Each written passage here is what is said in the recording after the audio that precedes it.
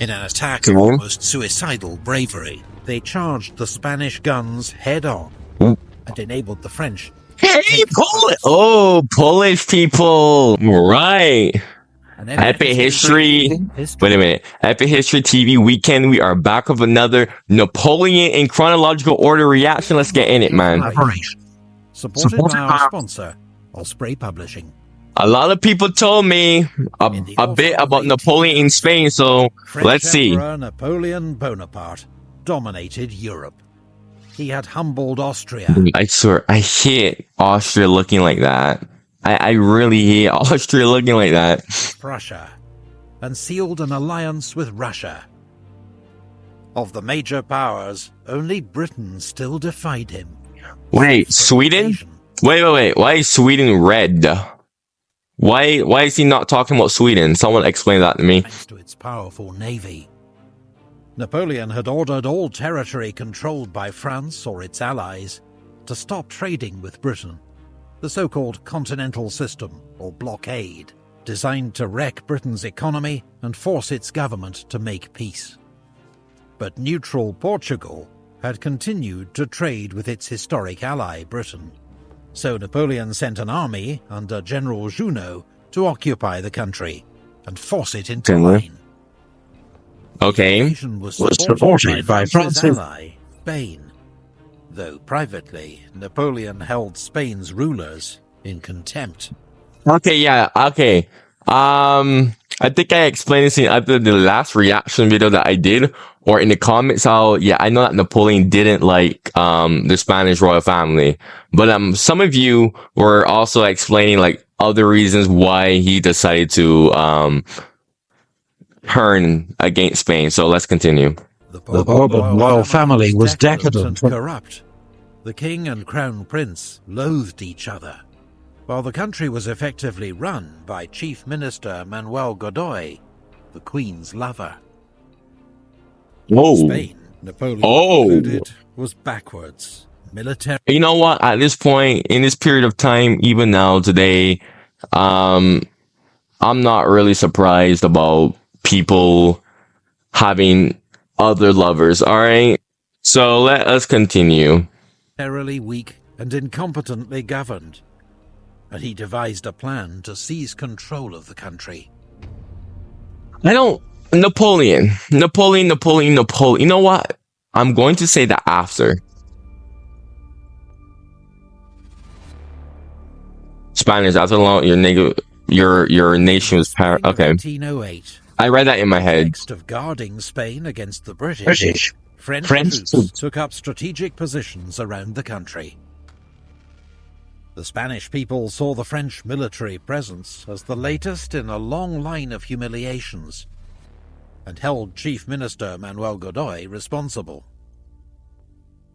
There were riots at the Palace of Aranjuez. So they don't even like the French there. Wow. Napoleon invited they're supposed to be allies and the Spanish people don't even like the French troops there. Wow. No wonder why this went terrible. And Godoy to take refuge in the French city of Bayonne, and sent Marshal Murat and 50,000 troops to restore order in Madrid. Alright. But on the 2nd of May 1808, the people of Madrid rose up against Murat's soldiers. Wow. It became known as the Dos de Mayo uprising. Wow. Cool. Look, I've heard that the Spanish people were just they were something else. That I know for sure, but I didn't know they were this vicious, ferocious. I don't know what word you want to call it, but wow, they're just something else. Realized by the artist Francisco Goya. This scene shows Mamelukes of Napoleon's imperial guard attacked by the citizens of Madrid. 100 soldiers were killed. Napoleon had Mamluks in his imperial guard? Since when? Did he get them when he was in Egypt or something? Or did they just come to France or something? How did he get Mamluks? Mamluks are like Egyptians, right? Or Middle Eastern / Arab. Around that area, right? Mamluks in him. Okay. The French responded ruthlessly, shooting down dozens in the streets and executing more than 100 by firing squad. Meanwhile, in Bayonne, Napoleon forced King Carlos to abdicate and bestowed the title King of Spain on his own brother, Joseph. Oh, who is the enemy of your happiness? Napoleon, Emperor of the French. What is Napoleon's origins from evil? Napoleon forced a new modernizing that is not Spain, and his brother Joseph entered Madrid as its new king. The Spanish reacted with fury. The French weren't just arrogant foreigners trampling on their national honor. They were godless atheists who, during the French Revolution... Oh, yikes. Yeah, big, especially around this time when people took religion more seriously. Big yikes. Priests warned the peasants was the very Antichrist himself. What the heck? Why is he black? Bro, what? What, bro? Wait, why is he black? Nah, bro, racism? Nah, bro, why did they have to put him black? No, but seriously, though, why did they have to put him black, bro? Like, revolts erupted across the country. The Spanish army was joined by militias and partisans who attacked French troops and killed collaborators. French soldiers carried out savage reprisals. No mercy was shown. I don't understand, like, what was the end goal of this? I just can't see, like, Spain was a good ally. Spain was a very valuable ally. What would, I get that you accomplish some stuff, but, like, the benefits outweigh the cost. Why would Napoleon do this to Spain? What in the world? I just can't fathom this. Some people in my last Napoleon video was explaining to me like why he was doing it, but still, even then, I just can't fathom. Like, all right, horrified by Francisco Goya and led to his famous Disasters of War series. At first, it seemed the French would easily put down the revolt. Girona, Valencia, and Zaragoza were besieged by French troops, while the Spanish army of Galicia was routed by Marshal Bessières at the Battle of Medina del Rio Seco. Bro, this is such a waste of men and resources, bro. General Dupont and 3 French divisions withdrew from Córdoba. Slowed down by wagons piled high with loot, they were surrounded at Bailén by General Castaños' army of Andalusia and forced to surrender. Okay. 18,000 French prisoners. Ooh. Later died of starvation. Damn. Big yikes, man. Freaking hell. 18,000, 9,000 men died of starvation. Oof. Bailén was a humiliation for France. Her first major defeat since Napoleon became emperor. And the Spanish too. And it's ironic because Napoleon viewed the Spanish as backward, and they were the ones who gave him his first major defeat. Wow. Napoleon was incandescent with fury. The situation went from bad to worse. The Portuguese joined the revolt, while fierce Spanish resistance forced the French to abandon sieges. So the whole peninsula.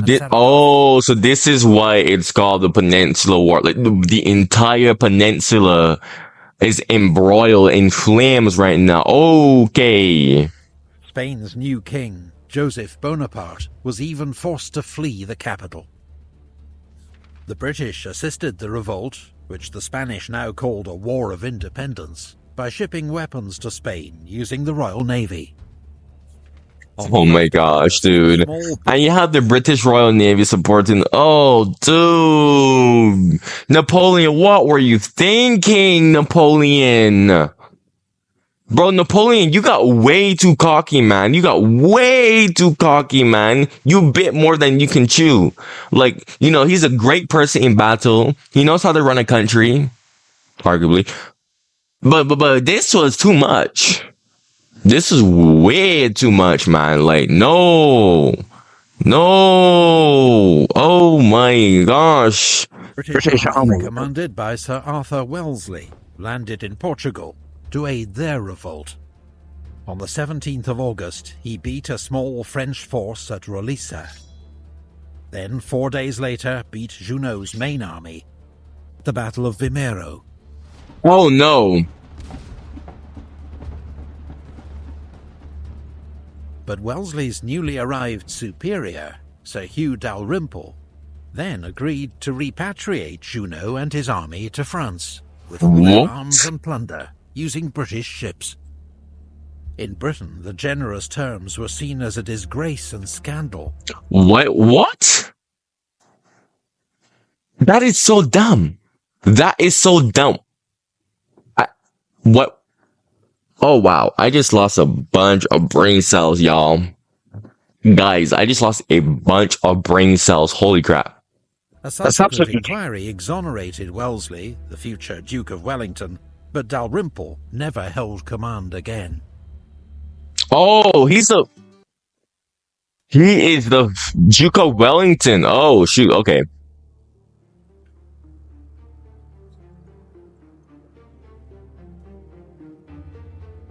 Napoleon decided the only way to sort out the situation in Spain was to go there himself. He assembled 130,000 reinforcements. Oh my gosh, dude. Such a waste of men, resources, and manpower, man. Oh my gosh, Napoleon. I think I was discussing this with other people, but yeah, Spain was definitely when the Napoleon's cracks were beginning. As troops. And on the 7th of November, led a second invasion of Spain. Most Spanish troops were inexperienced, were often badly equipped and led, and their armies had no coherent strategy. Okay. Match for the Grande Armée, which burst across the Ebro River and inflicted heavy defeats on the Spanish at Burgos and Tudela. At Tudela, Marshal Lannes' Third Corps avenged the defeat at Bailén by smashing the army of General Castaños, sending it fleeing in 2 directions. Napoleon pushed on rapidly. North of Madrid, 8,000 Spanish held the mountain pass at Somosierra. Napoleon, impatient to break through to the capital, ordered forward the Polish light horse of the guard. In an attack of almost suicidal bravery, they charged the Spanish guns head-on and enabled the French. Hey, Polish! Oh, Polish people! Polish people! Polish people! Shout out to the Poles, man. I always say that Polish people are snobby people, but I gotta give it to them. There are they can be some very fearsome people. Polish people, they can be very fearsome. I got to give it to them, man. Like, honestly, like, I don't like the fact that they're extremely snobby and they always try to act like they're like victim about their history. But aside from that, Polish people, honestly, pretty solid. Let's continue. 4 days later, after Napoleon threatened to obliterate the city, Madrid opened its gates to his army. Right.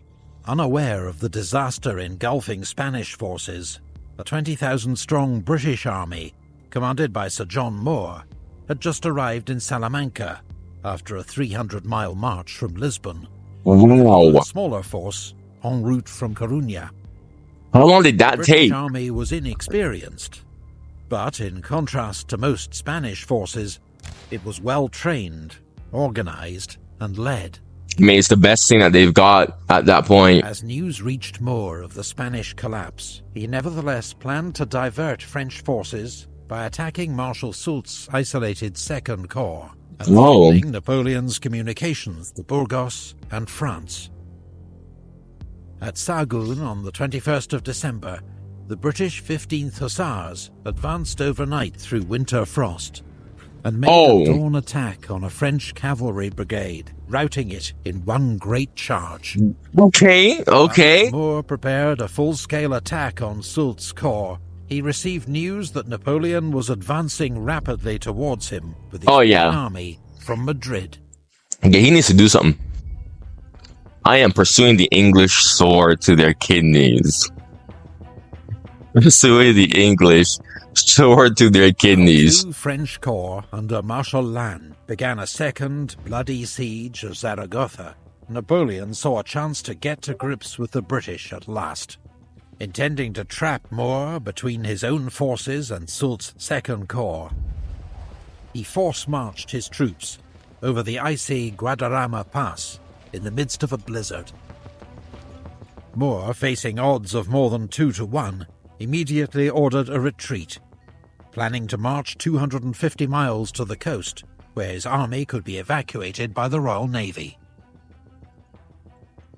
For both sides, the race to the sea was an exhausting slog through mountains, mud, and bitter cold.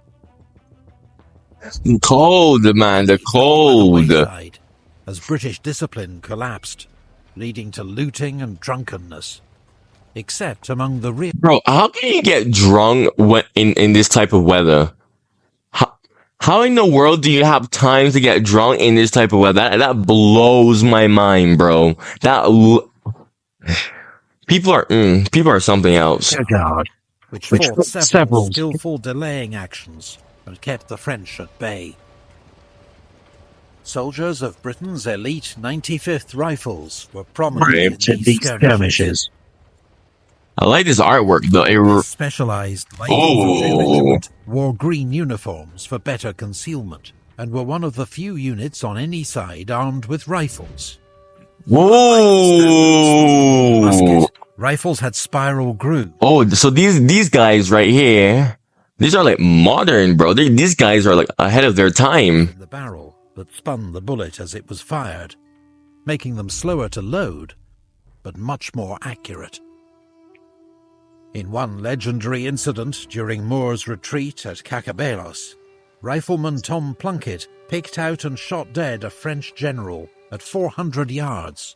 Some say further. That 400 yards? Dude, the length of a football field is 100 yards. Bro, that 400 yards? Dude, do you know how... Oh my gosh, guys. Guys, I want you to go on Google Maps. Google an American football field. And go on the in-person mode or something. You know, like how Google Maps have that, Street View. Yeah, Street View. Guys, that is 4 American football fields. That is wild. That is... With this type of weapon, nah, bro. Nah, bro, that has to be a myth. I mean, 100 yards, I will believe that. Maybe 200 yards, I will believe that. 300, 400, I don't know, bro. I don't know. 400, bro. What in the world? There's no way, bro. 400 bloody well yards, man. Oh, wow. Well, let's continue. Thanks to the skill of the rearguard and the desperate pace of the retreat, the British kept one step ahead of the French. On New Year's Eve, Napoleon received grave news from Paris. Rumours of plots, and Austria mobilizing once more for war. Oh, bro. The Emperor immediately left for France, taking many of his best troops with him, and entrusted... Oh my gosh, my throat. Bro, I swear, Austria is always just trying to declare war on Napoleon every time they get... Marshal Soult and Second Corps, with finishing off the British. The pursuit continued, but on the 11th of January 1809, Moore's ragged army reached Corunna. Oh, epic history. Epic history zooming in. Everybody knows when Epic History TV zooms in, that's when it gets real. John Moore's exhausted army, The Spanish port meant supplies, rest, and the prospect of rescue. But few ships were there to meet them on the 11th. Fortunately, the British had been able to blow up bridges behind them to delay Marshal Soult's advance. All right. And 3 days later, on the 14th of January, the naval transports arrived, allowing Moore to begin embarking his cavalry and artillery. But the very next day, Soult's army appeared on the hills south of Coruña, Uh-oh. positions on the heights of Peñasquedo, Uh-oh. a battery of cannon. Half of Moore's army You got to deployed fight. in a defensive line You have to 2 fight. miles south of the city, with 2 divisions held back to protect his right flank. Both armies were roughly 16,000 strong. The French had 4 regiments of dragoons, while the British cavalry was already aboard ship. But the broken terrain of walls, hedges, and olive trees made it a battlefield ill-suited to cavalry. Soult's plan was to attack the British right flank and trap Moore's army against the sea. Around 2 p.m, the French artillery opened fire. Then Mermet's infantry division advanced, supported by La Houssaye's dragoons on his left. Moore had been unsure if Soult would attack, and had just ordered Paget's division to begin embarkation. Now he hurriedly cancelled that order, ordering Paget instead to bring up his men to reinforce his open flank, and Fraser's division to take up position on the heights of Santa Margarita. This is going to be a very interesting battle. The French advanced through What hedges and is over going to happen here? firing from skirmishers on both sides. Then The British counterattacked. The 42nd Highlanders and 50th Foot charged into the village of Elvina and drove the French out. All right, Britain. Used fighting, they in turn were soon pushed back to their own lines. John Moore was so this is close to the back and front forth. line, observing developments, urging on officers. Oh no, don't tell me he's gonna get shot. Don't tell me he's gonna get... Is he gonna get shot? Is he gonna get shot? Please don't tell me that he's gonna get shot. I swear, bro, watch. He's gonna get shot. Man. But as he ordered up the Guards Brigade to reinforce the line, he was hit in the shoulder by a cannonball.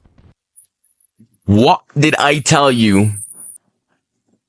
What did I tell you? What did I tell you? What did... Guys, oh my gosh, dude. I've watched so many of these reactions by now that I know how this ends, bro. I know how this ends, man. Bloody hell. Freaking hell, man. I knew it. I knew it. I knew it. But it was obvious the wound was fatal, and he was carried back to the city. You know well that cannon was aimed towards him on purpose. Soult sent forward Merle's division to support the attack on Elvina. Scottish General Sir John Hope had taken over command of the British Army from the dying Moore, and he ordered forward 2 battalions of infantry to meet the French attack. Paget's division, led by skirmishers of the 95th Rifles, arrived to shore up the British right flank. The terrain was so bad for horses that French dragoons chose to dismount and fight on foot, but were slowly pushed back by the British. Oh, wow. Advance threatened the flank of Mermet's attack on Elvina. Fighting on foot is wow. Was forced to withdraw, while an attack. Okay, so the British are beating them back. Infantry secured a foothold in the village of Piedra Longa, but got bogged down in heavy skirmishing. Around 6 p.m, dusk fell, and firing died out across the battlefield. News the British line had held reached Moore shortly before he died in Coruña, around 8 p.m. Wow. Hey, man. Oh, man, that's actually sad. That is sad. Hey. At least he died knowing that his line is held, alright? So, at least his death wasn't in vain. That's honestly a good way to go. That is a great way to go. Go on some good news, man. Respect, man. That night, the British lit campfires and posted sentries, then silently withdrew to Corunna to begin embarkation. The next morning, the French found the enemy positions abandoned, but they were slow to take advantage. It wasn't until noon that they were able to bring up 6 cannon and get them into position overlooking the Bay of Corunna. The British had almost completed their evacuation by the time the French guns opened fire. In a hurried departure, a few British transports ran aground and 2 were set on fire, but overall, losses were light. A small Spanish garrison held Corunna, waiting until the British fleet had escaped to sea before surrendering. Salute! Salute! Salute to them! Salute to them!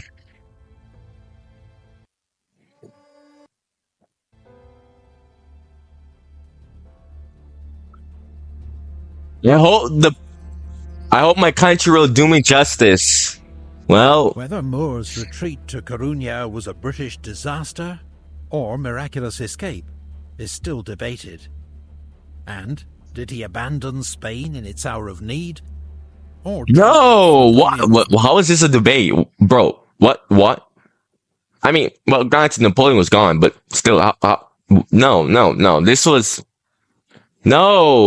the right thing to do. If he had stayed, bro, his army would have been obliterated. I cannot believe people are actually debating that. Main force, buying time for others. Either way, Britain's only army had been saved and would return to fight another day.